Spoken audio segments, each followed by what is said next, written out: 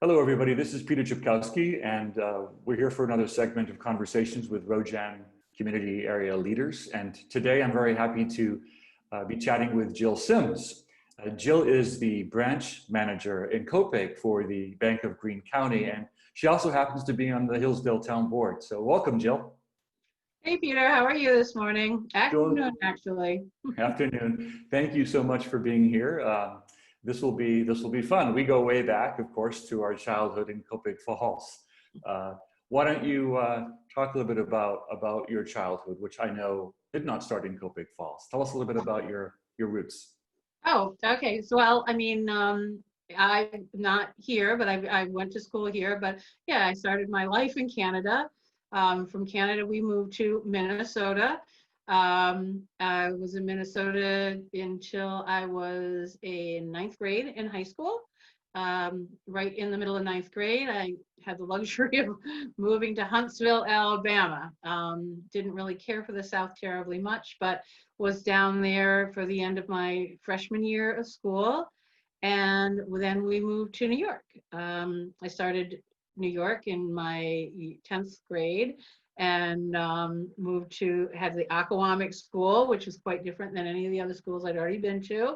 But I did enjoy being at Acconomic with a smaller school.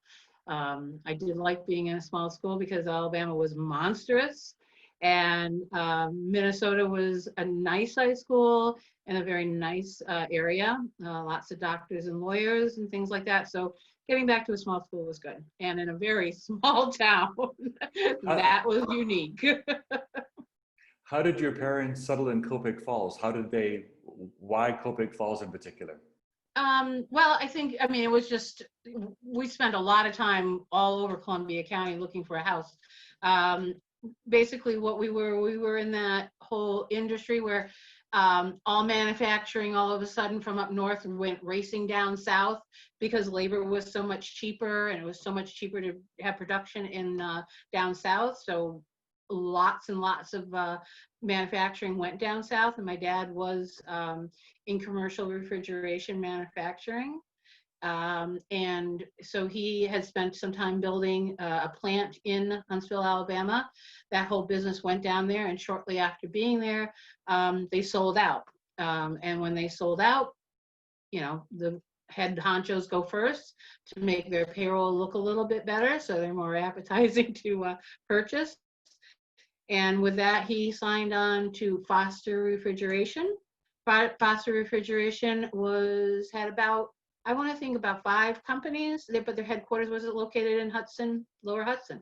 And so we did eventually move into, you know, like I said, our area here after looking at a lot of houses. And that's how it happened, you know. And my parents looked at a house and a community that they wanted to retire in. So Copake Falls was it. Wonderful.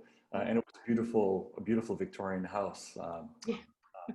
Listen, you've also stayed in this area for the most part your professional career, and you've had quite a number of wonderful jobs. Tell us about your experience professionally. Yeah, I fell in love with the area very quickly. My sister, she wanted to have more of what she was used to in Minnesota, so she did leave after college and she moved back down to the Westchester area. I was fortunate. I got to go to school here. I made friends. I enjoyed living in the area. And very young, I went to work at Catamount Ski Area. And my family was all skiing. I started skiing when I was 4, so it seemed to be a natural fit. And I stayed at Catamount all through college, and after college, I stayed there for probably another 20 years. And I worked in all sorts of avenues. I had marketing, I had bookkeeping, I had HR, you named it, I kind of pretty much got to handle it, and I really did enjoy that. Until I decided it was time for me to have a family, and then it was a little bit tougher. We worked 7 days a week. We worked long hours, and when I had Ben, he's my oldest, it was a little tough. So it was time to start to think about moving on. And when I decided to look for a new job, I was really fortunate that they needed a branch manager in Hillsdale. I thought, oh my God, you mean that was perfect.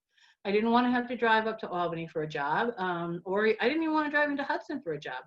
So it worked out perfect. I interviewed and was instantly, given the job, and I stayed there for quite some time. We had a bank merger too. We got through that. And then I had a lot of friends that worked for Bank of Greene County. And when they opened up a branch in Copake, it was pretty natural. I wasn't too sure with the last bank merge if I was really that happy. So they came after me. So I had no choice. The CEO of Bank of Greene County gave me a call and said, would you like to come work for us? And I was like, okay. So I interviewed, and I really liked the feeling of the bank. It was really back to what's right for this area. A much smaller bank, a more hometown feeling. You can pick up the phone and call the CEO. And so that was the kind of bank that I thought that I would enjoy working for. I look at it, I want to find a bank that I want to work for that I know is good for the people of the area. And that's how it comes about. So. And the branch in Copake has been open now for what, 2 years or so? How has it been? We're on our third year. We're on our third year, and we've been extremely successful. And I know it's a news story, but I will tell you this one. As everybody knows, the government released lots of money for small businesses, and it was called the PPP loan, payroll protection loans. And Bank of Greene County, they worked 24 hours. They worked nonstop. They handheld everybody who wanted an application. They didn't just take the big ones like lots of other banks did. They handheld everybody, and they did an incredible job. We saw photos of these guys working till 2 o'clock in the morning on a Saturday, making sure that they got those loans through that system. As anybody can imagine, the Small Business Administration system was so bogged down. It was such a challenge. And to be part of that, to save jobs, to save businesses, just was incredible. And then you heard the horror stories that came out of other bigger banks that basically, you're too small, I can't be bothered with you. And that is not what we had at all. And that was just, it just showed me again what kind of bank it was to be working for. We didn't care the size. The one-man business got the same treatment as the big, huge corporation. Well, the larger businesses. So it was really good. That's really incredible, Jill, and totally in keeping with what you'd expect from a community bank like the Bank of Greene County.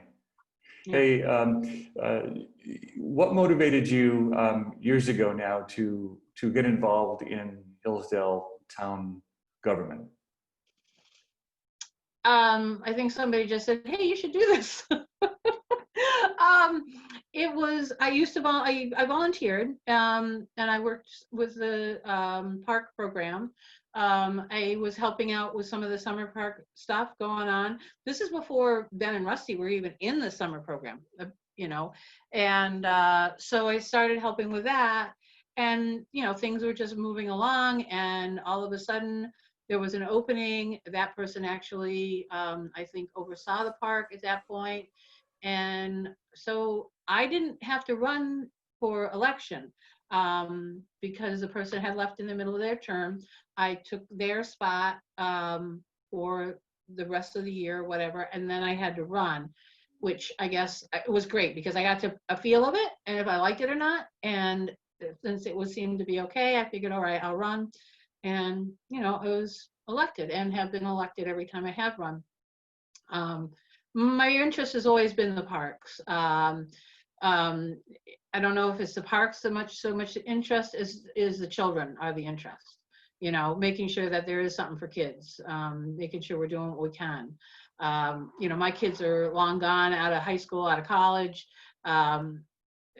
So, it is really sometimes it's someone else who's more in touch with what children need.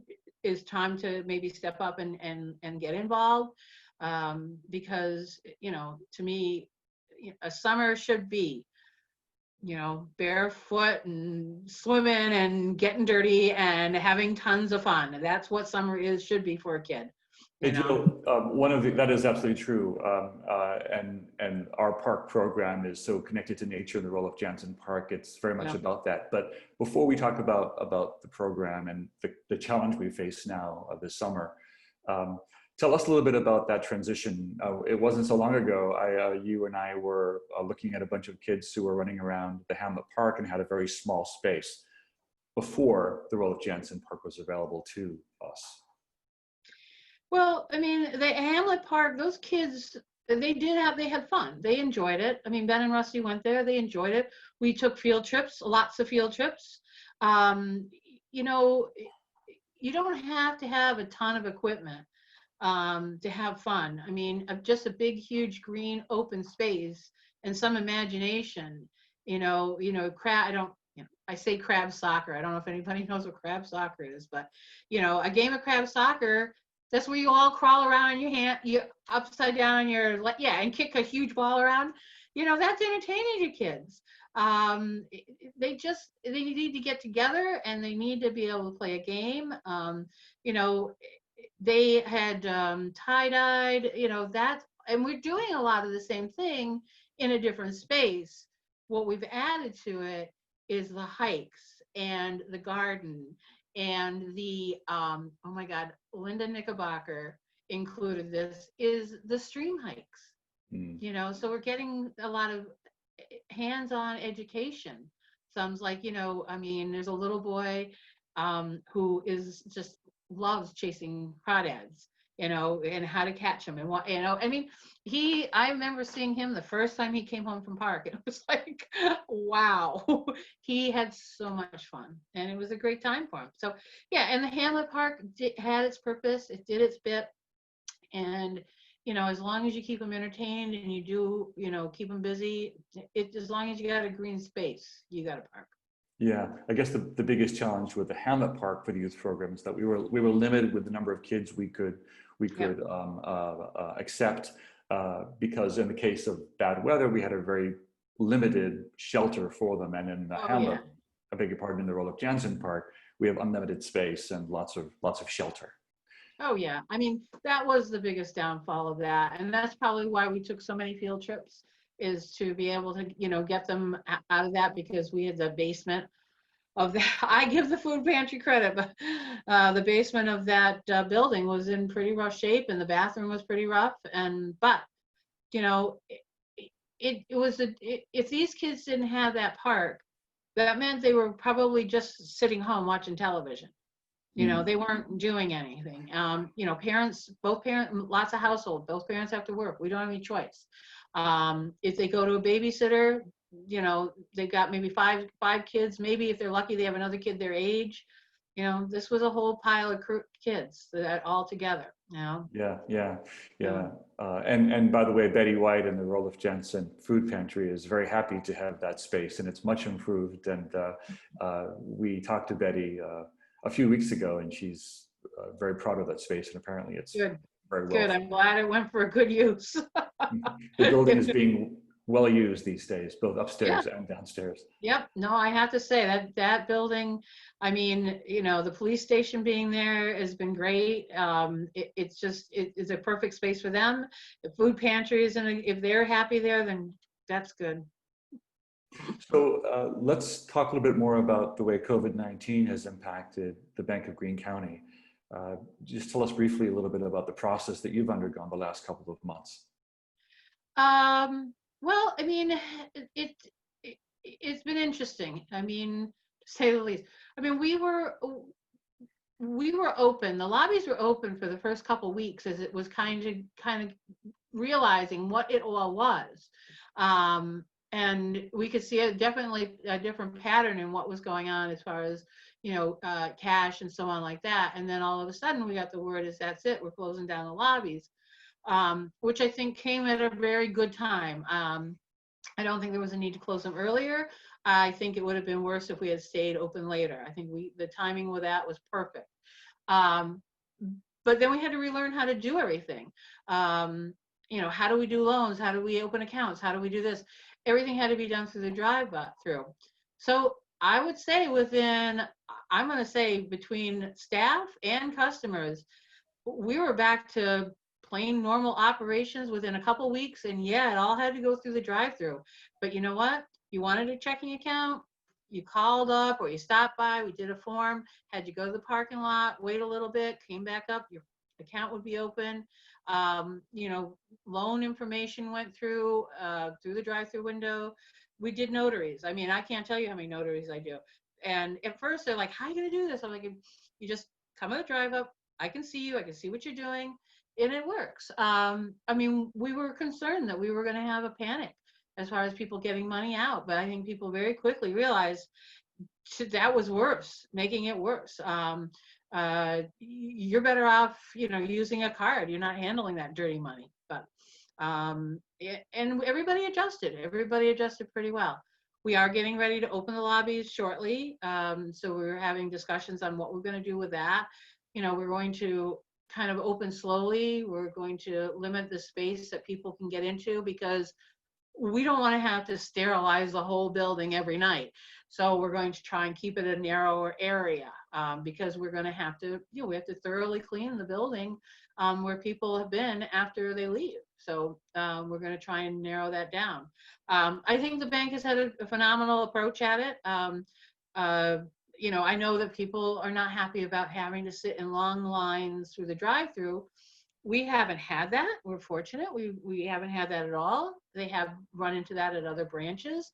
But I'm going to tell you, other banks heard what some of them they did, and I don't think they did it right. I think that they could have done a better job on helping their customers through other problems, But and like I said, the people in the area are resilient. If anything, that's one thing you could say, that they just took the bump, picked themselves up, looked around and said, okay, we need to move on. And that's what they've done. And completely moved on. There are I know there's some people that haven't left their homes still. They're still unsecure, but, slowly and surely they're coming out. I mean, you can take a ride in your car. If you're the only one in the car, take a ride in the car, start getting out of your house a little, just be careful, just be safe. And as we talked about before, make sure you have your mask, make sure it matches. There you go. I have quite a nice assortment of masks and quite a few nice fabrics, and kudos to all those people that sat down in their sewing machines.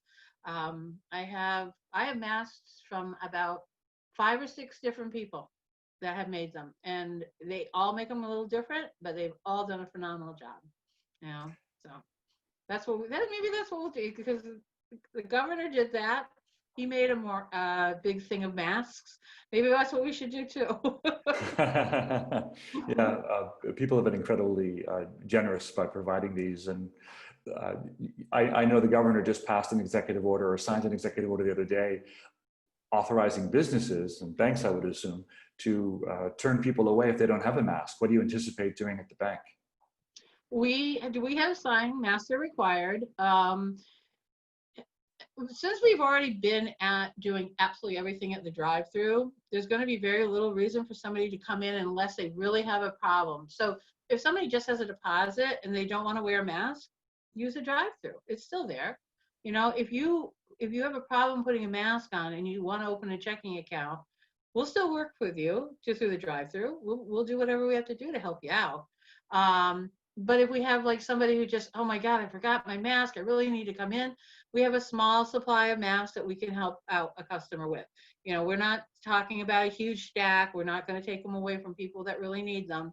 We do have a small supply of them, and, and we'll do whatever we got to do to get through it, and, we want to be there to support everybody, however they need it. So. Thank you so much, Jill. Here's a plug. You gotta let me do this. If you got a mortgage, time for you to go take a look and see if you can't take an advantage of what might start happening is very low mortgage rates. This might be the time to take a look and see where you stand. That's an appropriate plug. Yeah. It saves you Anything else? money. That's right. Is there anything else, Jill, that you want to share before we wrap this up? I think that if in time, when somebody looks back at these videos and going, oh my God, they went through that. And I think, I think this is a wonderful idea. I think it's very nice that we're doing it. And I can't wait to see the other people have done it, out of curiosity, because this area has changed so much in the time that I have lived here. It's unbelievable. And I think people that come to this area, think that it's time forgotten. And I'm like, oh no, it's not time forgotten. This area is certainly not what it was 10, 20 years ago. It's amazing the amount of change that we have seen. It's really remarkable, and we've seen it all. And Jill, thank you so much for this conversation. Thank you for your leadership in the community. You've been volunteering and serving the community for decades. Your work professionally has been much admired, and I personally am grateful. You've been my deputy supervisor, and I am grateful to you. Thank you. Well, it's been very enjoyable working with you, Peter, as well as very enjoyable when we went to the prom together. Okay, on that note, we'll sign off. Thank you, Jill. Take care. All right. See you later. Yeah, bye-bye.